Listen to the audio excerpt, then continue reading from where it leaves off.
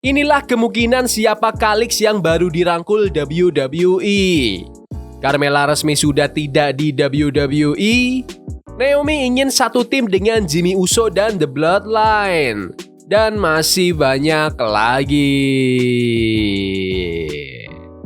Selamat datang di Extra News, di mana kita akan bahas berita dan rumor terkini tentang WWE. Sebelum kita lanjut, aku pengen kalian like dan share video ini ke teman-teman kalian yang suka WWE. Dan jangan lupa subscribe, soalnya channel ini upload video berita setiap hari. Inilah kemungkinan siapa Calix yang baru dirangkul WWE.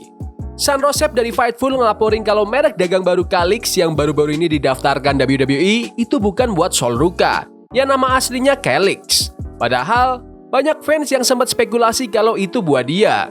Tapi menurut Sep, sumber yang dekat dengan situasi ini bilang kalau merek dagang itu sebenarnya buat wasit WWE, Jessica Carr.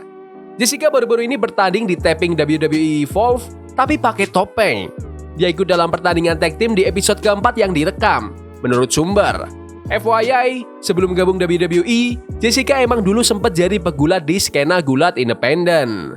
Menurut kalian, apakah kalian ingin melihat wasit Jessica Carr bertanding di ring? Komen di bawah. Carmella resmi sudah tidak di WWE. Waktu Carmella di WWE resmi berakhir.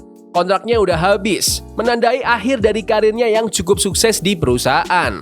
Menurut laporan terbaru, kontraknya nggak diperpanjang. Bahkan, Carmella udah ngehapus semua mention tentang WWE dari akun media sosialnya. WWE juga udah mindahin profilnya ke bagian alumni di website resmi mereka. Jadi udah jelas, Carmella udah nggak di WWE lagi. Sebenarnya, Carmella udah hiatus sejak tahun 2023, setelah melahirkan anak pertamanya bareng Corey Graves. Di sela-sela itu, dia juga mengalami drop foot, kondisi saraf yang ngeganggu mobilitasnya, dan bisa berdampak ke masa depan karirnya di ring. Carmella punya sejarah besar di WWE. Dia adalah pemenang pertama Women's Money in the Bank yang sukses nge-cash in kontraknya ke Charlotte Flair buat jadi SmackDown Women's Champion. Selain itu, dia juga pernah jadi WWE Women's Tag Team Champion bareng Queen Zelina dan jadi favorit fans lewat duo komedinya bareng R-Truth. Sampai sekarang, Carmella belum ngasih pernyataan resmi soal kepergiannya atau apa rencana selanjutnya. Masih belum jelas apakah dia bakal balik ke gulat atau pindah ke dunia lain. Tapi yang pasti, kontribusinya buat divisi wanita WWE dan dunia sports entertainment bakal selalu diingat. Menurut kalian, apakah Carmella itu sudah bisa dicap sebagai legenda dengan jalan karirnya? Komen di bawah. Naomi ingin satu tim dengan Jimmy Uso dan The Bloodline. Salah satu pemegang gelar WWE Women's Tag Team Championship, Naomi, baru-baru ini jadi tamu di podcast Huge Pop. Dia ditanya apakah dia tertarik buat kerja bareng The Bloodline. Naomi bilang sih mau aja, tapi yang lebih penting, dia pengen banget ngelakuin sesuatu bareng suaminya, Jimmy Uso, di program WWE. Pasti, awal-awal karir, aku sempat coba menjauh dari itu biar bisa dikenal sebagai pegulat individu. Tapi sekarang, aku rasa udah cukup membuktikan diri. Aku udah punya perjalanan gila di dunia wrestling, dan sebelum semuanya berakhir, aku pengen banget ngelakuin sesuatu yang lebih besar. Entah itu bareng keluarga, tapi yang paling penting bareng Jimmy di layar, kata Naomi. Dia juga bilang selama ini dia dan Jimmy udah pernah punya momen-momen kecil bareng di WWE, tapi belum ada storyline yang benar-benar signifikan. Menurutnya, sekarang mungkin waktu yang tepat buat itu terjadi. Menurut kalian, apakah kalian ingin melihat jalan cerita tentang Jimmy Uso dan Naomi di program WWE? Komen di bawah. Carmelo Hayes akui Solo Sikoa sebagai Tribal Chief-nya. Salah satu draft paling ikonik tahun lalu, Carmelo Hayes udah berhasil bikin namanya gede di roster SmackDown. Tahun lalu, dia sempat punya serangkaian pertandingan luar biasa lawan Andrade. Tapi belakangan, Melo mulai jarang dapat kesempatan tampil di main roster. Sekarang kayaknya ada perubahan.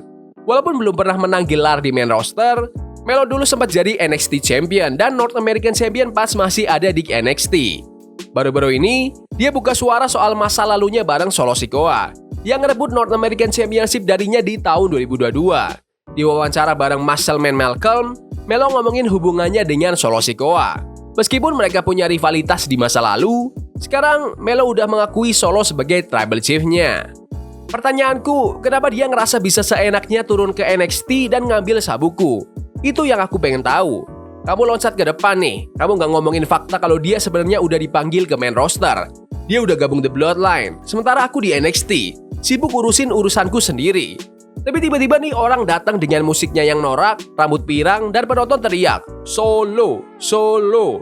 Dia datang, kalahin aku, ngambil gelarku dan bikin aku harus mulai lagi dari nol. Persetan sama dia. Sekarang dia tribal chiefku, tapi waktu itu persetan sama dia, kata Melo. Pada tanggal 14 September 2022, Solo ngalahin Melo buat ngerebut gelar pertamanya di WWE. Sekarang, Melo lagi sibuk membentuk tim baru, sementara Solo lagi fokus dengan drama Bloodline yang sekarang udah ada Jake Fatu.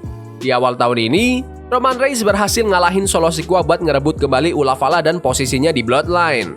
Tapi meskipun begitu, Melo tetap menganggap Solo Sikoa sebagai tribal chief-nya. Di episode SmackDown minggu kemarin, Carmelo Hayes dan The Miz secara mengejutkan dipasangkan buat lawan LA Knight dan R-Truth. Walaupun awalnya mereka agak canggung, tapi chemistry mereka makin bagus di atas ring. Bahkan, mereka berhasil menang setelah menampilkan kombinasi First 48 dan Skull Crushing finale sebagai double team finisher mereka. Menurut kalian, apakah Carmelo Hayes bisa jadi champion di tahun 2025 ini? Komen di bawah. WWE itu lebih ke hiburan ketimbang wrestling. Seperti yang bisa ditebak dari huruf E di WWE, itu emang bukan cuma soal gulat, tapi juga hiburan. Baik di ring atau di belakang mikrofon, salah satu contoh terbaiknya itu Michael Cole. Di podcast Impulsive, Cole yang udah 28 tahun jadi komentator WWE, cerita soal gimana dia bekerja di WWE. Dia bilang kalau meskipun masih ada unsur wrestling, fokus utamanya ada di storytelling dan dalam WWE. Kita ini produk hiburan, yang bikin menarik itu hubungan emosional antara fans sama karakter, baik yang jahat maupun yang baik. Itu juga salah satu alasan kenapa kita sekarang ada di Netflix, kata Cole. Dia juga bilang kalau dia bukan komentator gulat biasa. Aku bukan komentator pro wrestling, aku ini narator, storyteller, penjual cerita, dan juga play-by-play announcer. Aku melebih-lebihkan cerita, membangun karakter, intinya serba bisa. Dulu pas dia awal-awal di WWE, banyak fans yang benci dia karena dia bukan komentator gulat tradisional. Tapi seiring waktu, mereka akhirnya bisa menghargai kerja kerasnya. Sekarang, Cole udah jadi suara ikonik buat beberapa generasi fans WWE. Menurut Cole, dia nggak perlu nyebutin setiap gerakan yang terjadi di ring. Yang lebih penting adalah ngejelasin karakter di balik gerakan itu. Kayak Logan Paul, John Cena, atau Roman Reigns. Terutama buat bikin fans baru lebih ngerti soal siapa mereka dan gimana Raw sebagai acara mingguan yang terus berkembang. Menurut kalian, apakah Michael Cole itu komentator terbaik di WWE? Komen di bawah. Logan Paul merasa dibenci secara pribadi oleh fans WWE. Di episode terbaru Impulsive, Michael Cole dan Logan Paul ngobrol seru soal hate atau kebencian di dunia gulat profesional. Setelah dijelasin, Logan Paul malah mikir kalau dia punya go away hate. Michael Cole bilang, ada dua jenis hate. Ada Logan Paul hit, di mana begitu kamu keluar, orang-orang langsung ngebu kamu. Bukan karena mereka benci Logan Paul secara pribadi, tapi karena karaktermu emang dibikin buat gak disukai. Logan Paul jawab, ini bukan karakter. Michael Cole terus lanjutin, aku tahu, makanya aku coba bersikap baik. Terus ada yang namanya go away hit. Ini buat karakter atau produk yang jelek, orang-orang gak suka ngelihatnya di TV. Kita pernah punya beberapa announcer yang gak berhasil karena 99% orang di internet benci mereka. Kalau udah sampai titik itu, kamu bakal ngerasain sendiri. Orang ini nggak bakal sukses di sini. Dan Logan Paul ternyata bilang, aku rasa aku punya go away hit.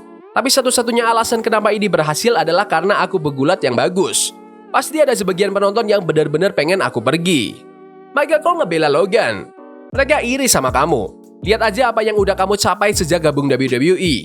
Bukan cuma di sini, tapi dalam hidupmu juga. Sama kayak kita.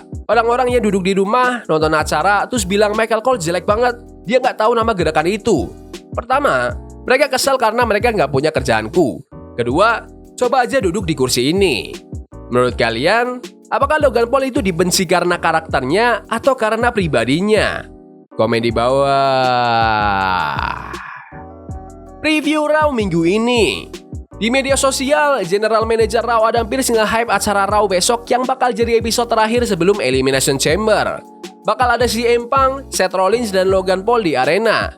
Terus ada pertarungan seru antara Penta versus Spidan versus Ludwig Kaiser. Gak cuma itu, New Day juga bakal lawan LWO, Cruz del Toro dan Joaquin Wilde. Plus, para sang juara dunia WWE, Rhea Ripley dan Gunther bakal ngomong di acara ini. Raw-nya bakal gila banget nih besok. Menurut kalian, apakah Raw minggu ini akan lebih baik dari SmackDown kemarin? Komen di bawah. Jadi gitu aja video berita hari ini. Jangan lupa like dan subscribe ke channel ini karena aku pengen 9.000 subscriber di bulan ini. Tolong bantu. Yes boy. See you. Love is a game we play incognito. Forbidden fire on Nico. Burning for love we can hold. I wish we